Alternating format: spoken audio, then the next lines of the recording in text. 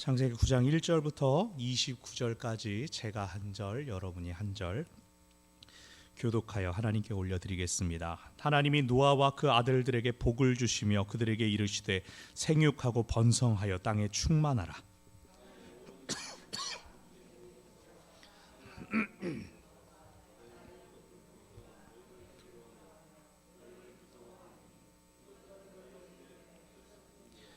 모든 산 동물은 너희의 먹을 것이 될지라. 채소같이 내가 이것을 다 너희에게 주노라.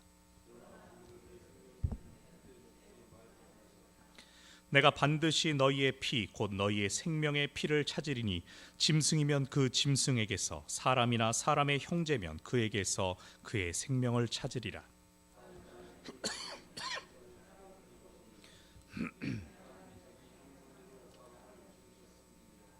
너희는 생육하고 번성하며 땅에 가득하여 그 중에서 번성하라 하셨더라.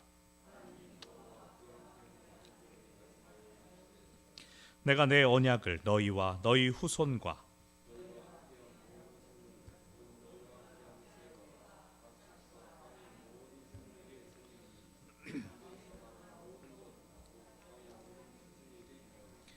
내가 너희와 언약을 세우리니 다시는 모든 생물을 홍수로 멸하지 아니할 것이라. 땅을 멸할 홍수가 다시 있지 아니하리라.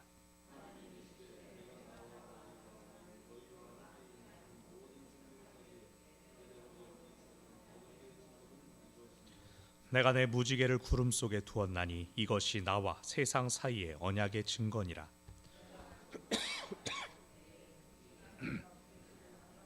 내가 나와 너희와 및 육체를 가진 모든 생물 사이에 내 언약을 기억하리니 다시는 물이 모든 육체를 멸하는 홍수가 되지 아니할지라.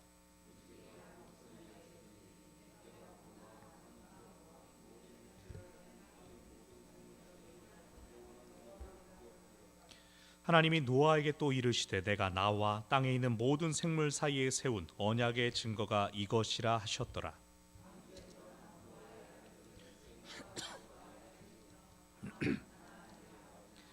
노아의 이 세 아들로부터 사람들이 온 땅에 퍼지니라. 포도주를 마시고 취하여 그 장막 안에서 벌거벗은지라.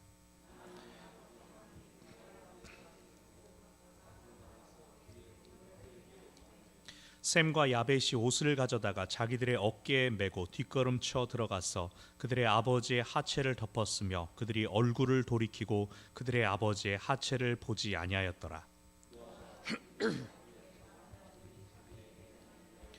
이에 이르되 가나안은 저주를 받아 그의 형제의 종들의 종이 되기를 원하노라 하고,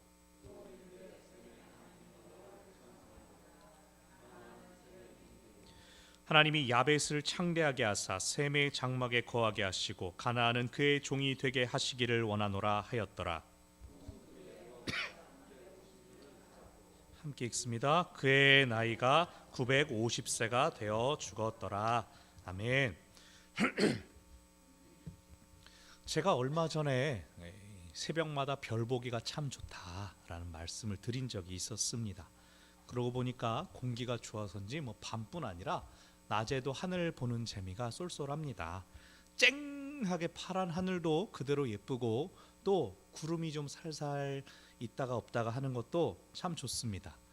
이 동네 아파트들이 연식이 좀 오래되었지만 그것보다도 더 오래전부터 있었던 산이 더 정갈하고 깔끔하게 탁 날카로운 그 모습을 보는 것도 저한테는 참 기쁨이 됩니다. 제가 교회를 보면서도 감사하고 감사할 것 투성이지만 특별히 이 지역을 두르고 있는 이 자연을 보면서 제가 많은 감사를 드립니다. 이 근처에 흐르고 있는 우이천이 있죠. 우이천도 있고 다른 천도 있습니까? 도봉천? 잘 모르지만 여기는 어떤지 모르겠습니다. 제가 전에 살았던 곳에 있는 천은 인공이 아니라 자연적으로 옛날부터 있었던 것이었습니다. 그런데도 그 천이 양재천이 있었는데 탄천을 지나서 바로 한강으로 들어갑니다. 그래서인지 여름에 집중호우가 심할 때면은 물이 차올라서 사람 키보다도 이렇게 높이 올라오는 겁니다. 평상시에는 꽃도 심고 사람들 앉으라고 벤치도 꾸미고 나무로 그럴듯하게 잘 꾸미는데 그렇게 물이 한번 차고 빠지면 모든 것들이 다 휩쓸려가고 엉망진창이 되어 있었습니다. 그래서 처음에는 걷기 좋다, 잘 꾸며놨네 했는데 그렇게 한번 물이 찼다가 빠져나간 그 모습을 보니까 그 다음부터는 예쁘게 꾸며놔도 아이고 저것도 물 차면 다시 쓸려가겠지, 이런 생각이 드는 겁니다. 매년마다 비슷한 난리가 나는데 저걸 어떻게 통제할 방법이 없을까 안타까움도 있습니다. 우리가 근 한 달 동안 홍수 얘기를 살펴보고 있었습니다. 계속 물이 찰랑찰랑 하다가 지난주에 이제 잘 물이 빠져나갔고 오늘 마침표를 찍습니다. 홍수는 무엇이었습니까? 하나님의 뜻대로 살지 않았던 세상을 향한 하나님의 심판이었습니다. 그렇기 때문에 오늘 본문에 등장하는 노아는 멸망 후 재건되는 세상에서의 아담의 역할을 합니다. 그래서 하나님께서 이제 새롭게 생명이 근원이 될 노아에게 복을 주십니다. 오늘 9장 1절은 분명히 창세기 1장의 반복입니다. 하나님께서 노아와 아들들에게 복을 주시며 그들에게 이르시되 생육하고 번성하여 땅에 충만하라. 1장 26절에서 사람에게 주셨던 그 사명이, 그 복이 오늘 9장에서 다시금 반복되고 있는 것이죠. 우리가 1장에서도 확인했지만 여기서도 다시 확인하는 것은 무엇이냐면 하나님께서 주시는 복은 풍부한 물질적인 부를 받아서 누리기만 하는 것이 아니라 생명을 전하는 것, 생명으로 충만하게 되도록 애쓰고 수고하는 것이라는 점입니다. 하나님께서 주시는 복은 우리가 감당해야 할 사명입니다.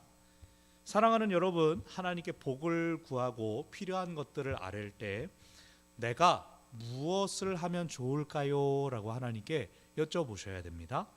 내가 감당해야 될 사명이 바로 내가 복을 받는 비결입니다. 내게 하나님께서 허락하신 복이 들어오는 통로입니다. 이건 거래가 아닙니다. 하나님 내가 이거 하면 복 주세요, 이게 아닙니다. 하나님 저는 너무 불쌍하니까 복 주세요, 무조건 주기만 하세요, 이런 구걸도 아닙니다. 하나님께서는 우리를 동역자로 지으셨습니다. 우리가 하는 일이 곧 하나님께서 복 주시는 통로가 되어서 나뿐 아니라 나를 통한 다른 사람들도 살리고 일으키는 통로가 될 것입니다. 우리가 뒤에 살펴볼 테지만 아브라함에게 그걸 아예 콕 집어서 알려주시는 겁니다. 첫사람 아담도 그걸 알지 못하고 지금 노아도 사실은 잘 알지 못하는 것처럼 보이니까 하나님은 거듭 기회를 주시고 초청하시는 것이죠. 하나님께서 복 주시는 우리의 일은 사람을 살리는 일입니다. 생명을 전하는 일입니다.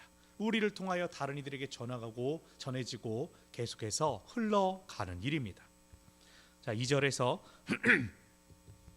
모든 짐승들을 너희의 손에 붙였다, 사람의 손에 붙였다라고 하나님께서 말씀하십니다.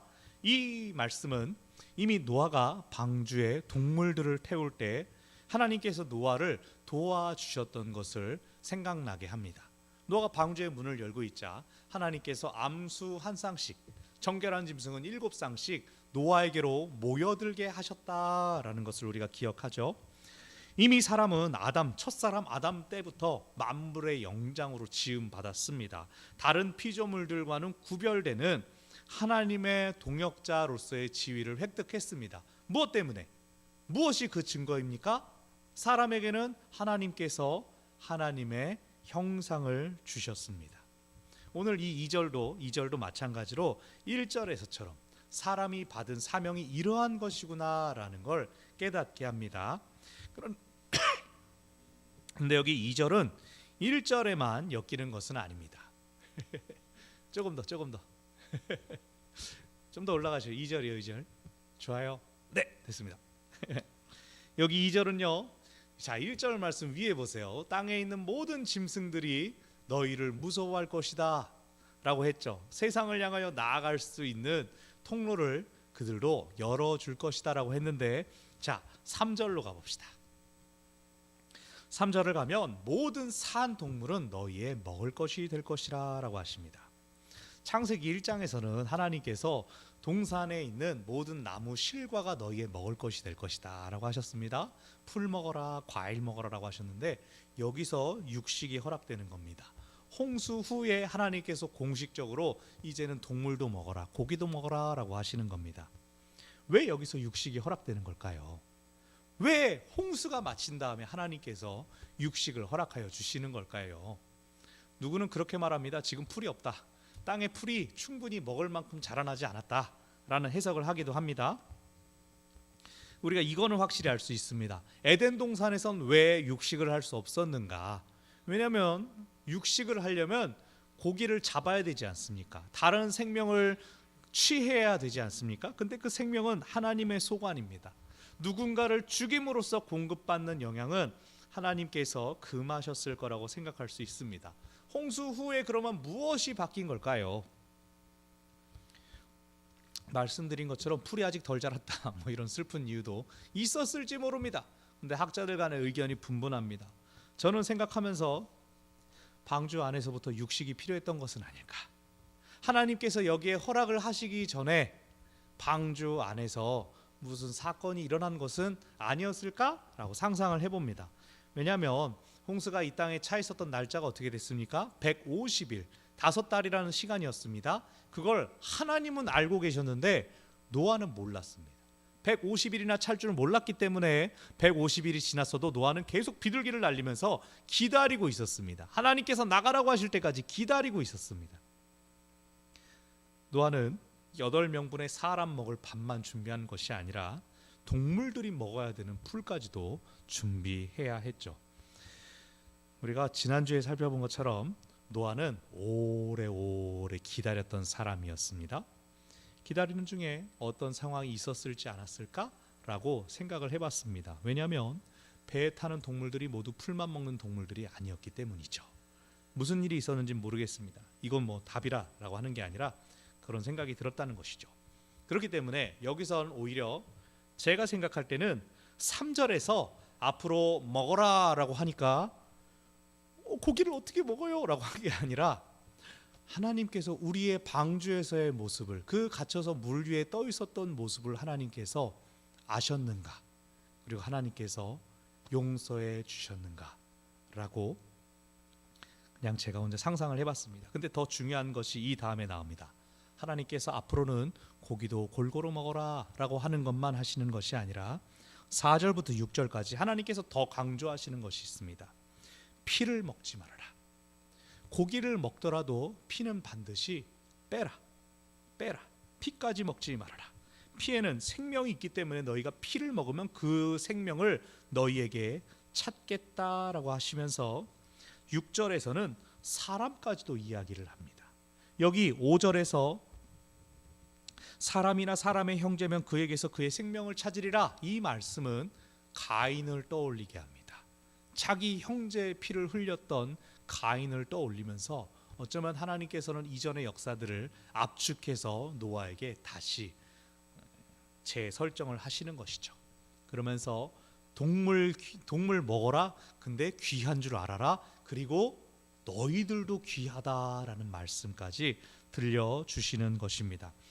이 단락은 9장 전체 안에서 하나님께서 인간의 연약함 혹은 인간의 죄 지을 수 있는 완악함을 인정은 하시지만 너희들이 지켜야 할 선이 있다라는 것을 가르쳐 주시는 내용입니다.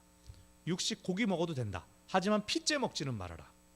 동물을 잡을 수 있다. 하지만 사람은 잡지 말아라. 하나님께서 허락하신 것에 대해 만족하지 않고 그 선을 넘어가는 사람은 하나님께서 친히 심판하시겠다고, 내가 그의 손에서 그의 생명을 찾겠다라고 말씀하셨습니다. 그리고 다시 7절에서 생육하고 번성하고 땅에 충만하라는 말씀이 반복되죠.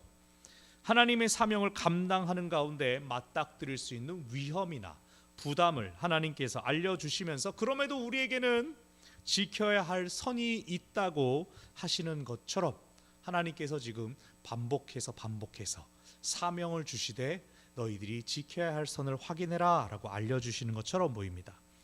땅에 충만하기 위해서, 멀리 나아가기 위해서, 때로는 싸워야 되니까, 때로는 사막을 넘어가야 되니까 육식을 허락하여 주심으로 우리 몸에 힘을 채워주시지만, 저주받고 엉겅퀴를 내는 그 땅과 싸워 이길 만한 힘을 주시지만, 그렇다고 무분별하게 살생해도 된다, 살육해도 된다, 아니라고 하시는 겁니다.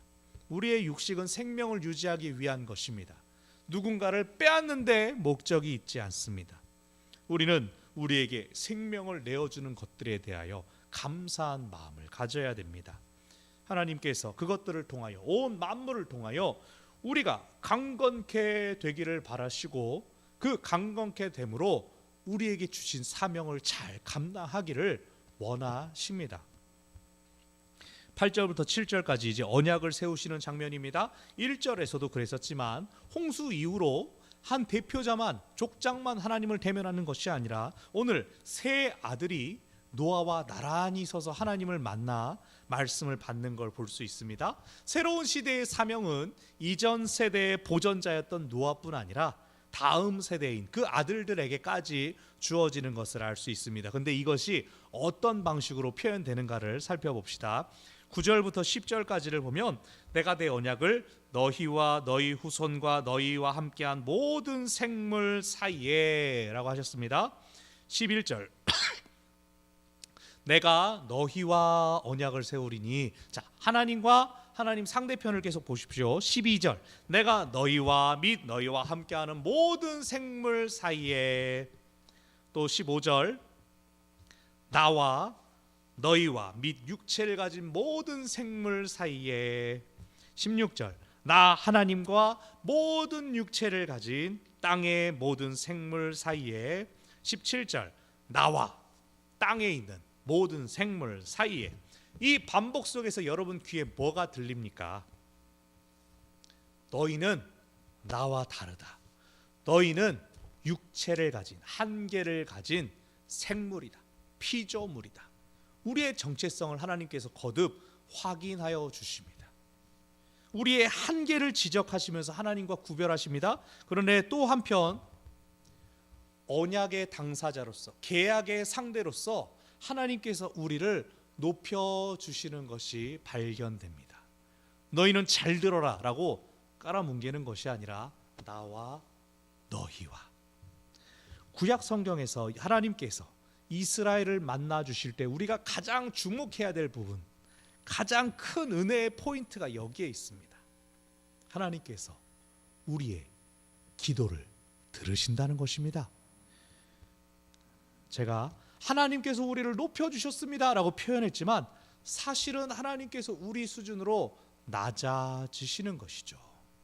눈에 보이지 않는 하나님이 어떻게 우리 소리를 듣는 분, 우리와 함께 하시는 분이라고 고백될 수가 있습니까? 하나님께서 자신을 낮추시기 때문이죠. 곤충학자 파브르는 하루에 몇 시간씩이고 땅바닥에 엎드려가지고 곤충 보는 재미에 시간 가는 줄을 몰랐다고 하죠. 항상 옷이 흙투성이어가지고 지나가는 사람들이 불황자인 줄 알고 신고하기도 하고 했다고 그러죠. 파브르는 바닥에 납작 엎드려서 곤충들의 소리를 듣고 그들이 뭘 하는지를 주목하여 보면서 그들에게 관심을 기울였습니다. 만약에 개미가 열심히 줄을 지어서 가다가 어이, 저기 위대한 곤충학자 파브르님이시다, 파브르를 찬양해라, 경배하라 그랬으면은 파브르가 기분이 막 신났을까요? 이 신기한 개미네, 요 정도로 끝나지 않았습니까? 파브르가 막 사람들에게 개미가 오늘 나한테 위대한 파브르라고 했습니다 라고 자랑을 했겠습니까? 그렇지 않습니다. 질적인 차이가 이렇게 크기 때문에 곤충들이 자기를 우러러 본다고 해서 파브르가 더 위대해지는 것도 아니고 자신의 삶이 달라지지도 않습니다. 하물며 우리가 피조물입니다. 우리가 곤충들입니다. 하나님 앞에서 우리가 창조주이신 하나님을 인정함으로 하나님께 무엇이 바뀔 수가 있습니까? 하나님이 뭐가 아쉬워가지고 우리랑 야 나랑 언약 맺자 그렇게 찾아오셨겠습니까? 그렇지 않습니다. 우리는 하나님께 아무것도 할 수 있는 게 없습니다. 우리가 하나님을 바꿀 수 없고 우리가 하나님을 더 아름답게 치장할 수가 없습니다. 그런데 하나님께서 우리의 기도를 들으시고자 기꺼이 자신을 낮추신 것입니다. 여기에 큰 은혜가 있습니다. 하나님께서 우리 수준으로 내려오신 겁니다. 우리를 언약 상대로 삼으시고 우리와 언약을 맺으셨습니다. 솔직히 하나님께서 마음대로 하셔도 누가 토를 달 수가 있습니까? 하나님이 온 세상을 지으셨으니까, 온 세상이 주인이시니까 그냥 하나님 뜻대로 하시면 되는데 하나님은 우리를 존중해 주십니다. 국가들 간의 외교를 보십시오. 불평등한 조약들이 있지 않습니까? 손해를 감수하는 조약들이 있습니다. 기업들 간에도 어떻습니까? 한쪽은 리스크를 감수해야 됩니다. 갑을 관계가 항상 명확하게 있습니다. 근데 하나님께서는 아무 조건도 없이 당신을 그냥 내어주셨습니다. 이보다 더 큰 은혜가 어디 있겠습니까? 그렇게 하나님께서 당신을 낮추셔서 모든 생물에게 미칠 언약을 세우시면서 11절 후반부 다시는 홍수가 없을 것이다 라고 말씀하십니다. 홍수를 내리고 홍수를 안 내리고 그거 다 하나님 마음 아닙니까? 하나님의 소관입니다. 하나님 주권입니다. 마음대로 하시면 됩니다. 그런데 내가 안 그러겠다라고 사람에게 말씀하여 주시는 것은 당신을 제한하시는 겁니다. 내가 할 수 있지만 안 한다. 왜 홍수를 내셨죠? 사람들이 잘못하니까, 하나님 뜻대로 살지 않으니까 혼내려고 하셨습니다. 그런데 이제 하나님은 나 이제 홍수 안 낸다라고 하시는 것은 너희가 잘못하는 것에 대하여 그런 식으로 너희를 벌하지 않겠다라고 하시는 것입니다. 이 말씀은 내가 너네들한테 무관심하겠다라는 말씀이 아니죠. 여러분, 이 말씀은 무슨 뜻입니까? 노아는 이 말씀의 참 의미를 알아듣지 못했습니다. 그런데 우리는 알고 있습니다. 하나님께서 이제는 너희들의 잘못과 너희들의 실수와 너희들의 죄에 대하여 다른 방법을 사용하겠다라고 하시는 겁니다. 무엇입니까? 예수님이 우리 죄 문제를 해결하는 방법이 되셨지 않습니까? 오늘 우리는 노아 시대보다 더 큰 믿음과 감격을 가지고 하나님 앞에 나아가야 됩니다. 하나님께서 내가 홍수를 다시 내지 않겠다라는 뜻은 다른 걸 너희들에게 부어주겠다. 그것은 홍수보다도 더 지독한 사랑의 물결이었습니다.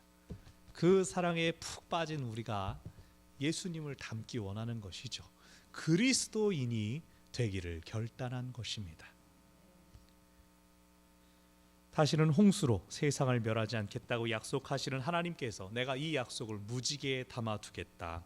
비가 내린 뒤 하늘에 뜬 무지개를 보면서 이 약속을 기억해라 라고 말씀하십니다. 그러면 홍수 전엔 무지개가 없었을까요? 홍수가 끝나고부터 무지개가 보였을까요? 아마 자연현상이었기 때문에 없던 게 갑자기 나타나진 않았을 것입니다. 하나님은 처음부터 있었던 것에 의미를 부여하신 것이죠. 아마 이 언약 이후의 무지개를 볼 때 다른 눈으로 보였을 것입니다. 와, 예쁘다로 끝나는 것이 아니라 아름다운 하나님의 언약이다. 여러분, 하나님의 임재라는 게 이렇습니다. 없던 것이 갑자기 나타나는 걸로 나타날 수도 있습니다. 우리 오랜 기도의 제목이 응답될 수도 있고 방언이나 신령한 일들이 나타나는 방식으로 하나님의 임재가 경험될 수도 있습니다. 그런데 더 중요한 것은, 우리가 더 추구해야 될 것은 없던 것이 나타나는 게 아니라 원래 있던 것들이 새롭게 되는 것, 그것이 하나님의 강력한 임재라고 고백해야 됩니다. 사람들과의 관계가 다르게 보입니다. 그 사람이 다르게 보입니다. 상황이 다르게 보입니다. 환경이 다르게 보입니다. 왜 그럴까요? 뭐가 변했죠? 하나님의 임재로 인해서 내가 변하는 겁니다. 그 모든 것을 보는 내가 변하는 겁니다. 우리가 하나님의 임재를 꾸준히 추구해야 되는 이유가 여기에 있습니다. 새벽마다 다윗의 승리의 비결을 무엇이라 했습니까? 하나님께서 함께 하시기를, 무엇이든 하나님 앞에서 다시금 점검하고 돌아보는 것, 우리가 그걸 추구해야 됩니다. 왜? 하나님이 항상 옆에 계신다고 생각해 보세요. 변하지 않을 수가 없는 거예요. 하나님을 의식한다면 우리의 말과 생각과 행동을 주의할 수밖에 없습니다. 내 옆에서 나를 다 보고 계신다는데, 스스로에게 조심하고 죄 짓지 않도록 애쓰는 사람은 변할 수밖에 없죠. 말을 고치고 생각을 고치고 행동을 바꾸니까요. 우리가 의지적으로 내가 좋아져야지, 착해져야지, 바르고 사랑이 넘치도록 살아야지 노력하는 것 중요합니다. 그러나 궁극적으로는, 본질적으로는 우리가 하나님의 임재를 구하는 데에서 출발해야 되고 거기서 맞춰야 됩니다. 달라진 나가 되기 위해서가 아니라 하나님께서 함께 하심을 항상 붙들고 싶어서 우리가 그렇게 기도하고 그렇게 응답받아야 됩니다. 18절 19절 노아의 세 아들 셈, 함, 야벳을 소개하면서 이들로부터 사람들이 온 땅에 퍼졌다. 노아가 하나님께 받은 사명을 잘 지킨 것이죠. 여기서 창세기 9장이 끝! 아멘! 하고 끝나면 참 좋을 텐데 9장 후반부로 가면 슬프게도 인간의 잘못이 반복됩니다. 그게 어쩌면 우리의 한계인 것 같습니다. 이렇게 방금 생명을 구원받았음에도 불구하고 또 실수를 반복하니까요. 자, 노아가 포도나무를 심었습니다. 농부가 되었습니다. 여러분 생각해 보십시오. 노아의 방주에 탄 것은 모두 동물들이었죠. 하나님께서 야 종자도 잘 캐다가 보관해라라고 하지 않았습니다. 방주에서의 풀은 다 먹거리였습니다. 식물의 회복은 그냥 하나님의 소관에 달려 있었죠. 비둘기를 날려 보냈더니 비둘기가 어디서 감람나무 잎, 새 잎을 따왔죠. 그럼 노아는 어디서 포도 씨앗을 얻은 겁니까? 어디서 포도를 구해다가 포도를 심은 겁니까? 농사를 지은 겁니까? 어떻게 된 거죠? 우연히 얻었는지 혹은 작정해서 포도만 잘 간직을 하고 있었는지 모르겠습니다. 근데 노아가 그 기껏 심은 포도나무로 뭘 했냐? 21절 포도로 술 담궈 먹고 취했습니다. 노아가 어떤 사람인지 나타나는 겁니다. 제일 먼저 농사했다. 근데 그가 쌀을 밀을 지어서 많은 사람을 배불렸다라고 시작되면 얼마나 좋습니까? 농부였다. 포도나무를 심었고 술 담궈 먹었다. 끝. 포도주를 마실 수도 있죠. 근데 인사불성이 되도록 완전 뻗었다. 그러면 왜 심었을까? 생각하는 거죠. 왜 하필 포도나무일까? 근데 노아의 이러한 행동이 한 사람의 실수로 그치지가 않습니다. 22절 함이 그의 아버지의 하체를 보았다라고 합니다. 근데 여기서 굳이 함을 그냥 함이라고 안 하고 가나안의 아버지라고 표현합니다. 그것은 함이 이스라엘과 오랜 악연을 맺는 가나안의 조상이다라는 걸 밝히면서 가나안 족속이 옛날부터 저주받은 이들이다라는 걸 보여주는 부분입니다. 함이 노아의 하체를 보았다. 이게 왜 저주받을 죄냐? 그것을 해석하기 위해서 이것은 사실 더 나쁜 짓인데 요 정도로만 표현했다. 동성애 암시적인 표현이다 막 나가는데 그것은 23절과 비교해 보면 설득력이 그다지 없습니다. 함을 그냥 얼마나 쓰레기를 만들려고 그러는데 그렇지 않습니다. 셈과 야벳이 사태를 수습하는 건 그냥 안 보려고 해서 싹 덮는 겁니다. 함의 실수와 잘못은 무엇이었을까요? 그러면 아버지의 하체를 봤다. 이것이 죄가 아니라 22절 끝에서 그걸 형제들한테 가서 말한 겁니다. 아빠 빨가벗고 잔다. 여러분 누군가가 실수를 할 수도 있습니다. 우연히 마주칠 수도 있습니다.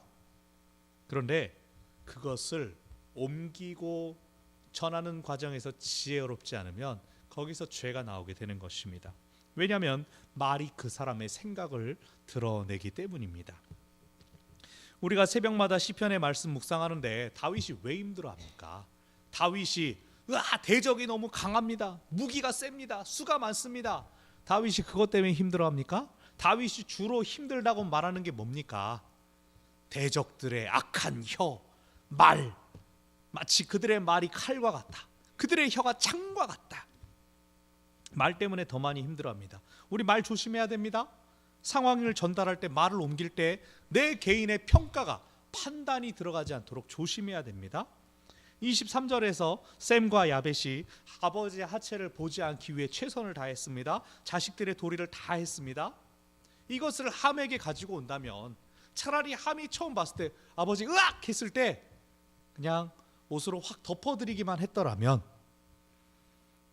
하체를 드러내고 있었던 것은 전적으로 노아의 잘못, 노아의 실수로 끝났을 것입니다.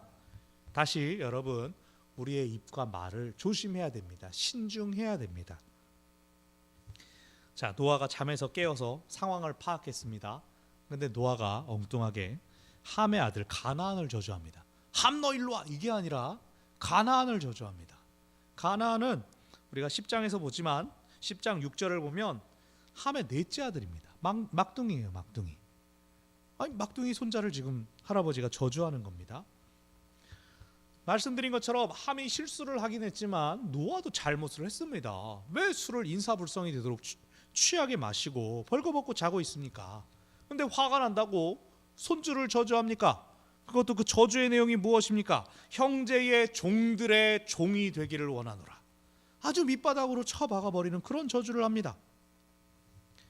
6장 9절에서 노아는 당대의 의인이요 완전한 자라라고 하는 표현이 나왔을 때 제가 말씀드렸습니다. 이것이 노아가 당대에 도덕적으로 완전 무결한 사람이었다는 뜻은 아니었다라는 말씀을 드렸습니다. 노아도 똑같은 인간이었습니다. 다만 하나님께 은혜를 입었던 것이죠. 하나님께 은혜의 통로로 선택받았던 것이죠. 그리고 이 단락에서 이젠 너무나 오랜 얘기지만 함이 저주받는 것을 보면서 셈은 중동이나 아시아 계열 사람이고 야벳은 백인이고 함은 흑인이야. 이제는 아무도 그렇게 해석하지 않습니다. 옛날에 제국주의적인 해석으로 그러니까 흑인들이 노예가 많았지 이렇게 해석했지만 지금은 그렇게 말하지 않습니다. 10장에 등장하는 족보를 보면 알 수 있습니다. 셈과 함과 야벳의 족보는 팔레스타인 지방부터 고대 근동 지방까지를 아우르는 펼쳐져 나간 것을 보여줍니다. 인종이 구별되었다고 말하지 않습니다. 노아가 여기선 저주했지만 함에게서는 사람들 중에 첫 번째 용사라고 불렸던 니므롯이 태어납니다. 그리고 블레셋도 함의 후손입니다. 가나안 족속들은 이스라엘을 오랜 시간 두려움에 사로잡히게 했었죠. 노아가 자식을 저주하긴 했지만 하나님은 먼저 함에게 맡겨주신 사명을 그가 다 감당할 수 있게 하셨습니다. 그리고 기다리셨습니다. 하나님의 기다리심은 뭡니까? 참으셨던 겁니다. 노아의 저주가 언제 일어나나 보자라고 그걸 기다리신 게 아니라 함이 자신에게 주어진 사명을 잘 감당하는지 참으셨던 것입니다. 나중에 아브라함에게 하나님께서 말씀하십니다.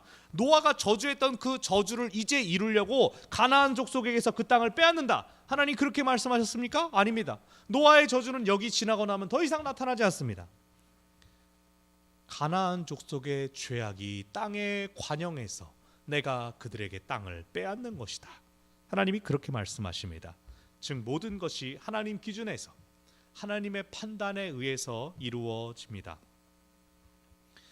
자, 오늘 본문을 정리하면 오늘 9장을 정리하면 하나님께서 노아를 기억하셨습니다. 그래서 은혜를 베풀어 주셨습니다. 그를 통하여 새 언약을 다시 맺으셨습니다. 하나님의 은혜의 약속, 홍수로 멸하지 않겠다라는 약속은 저 먼 훗날 아들을 보내셔서 대속적인 죽음을 맞게 하시는 것까지 나아갑니다. 그래서 오늘 우리가 무지개를 볼 때에 이제 물 날 리가 없단다, 그 정도의 기쁨이 아니라 하나님의 완전하고 영원하신 약속을 떠올리게 하는 것이 되었습니다. 노아, 하나님의 은혜를 입은 이 사람은 자기로부터 시작된 실수와 잘못을 참지 못하여서 아들을 저주하고 손자를 저주합니다. 인간은요, 은혜를 입었어도 생명을 건졌어도 여전히 인간이라는 겁니다. 인간은 늘 나약합니다. 그런데 하나님은 그러한 인간을 여전히 사랑하시고 계속해서 기회를 주십니다. 당신을 제한해서라도, 하나님 당신을 낮춰서라도 우리를 사랑하시고 우리를 살게 하시는 그 은혜가 있습니다. 하나님은 결코 우리를 포기하지 않으십니다.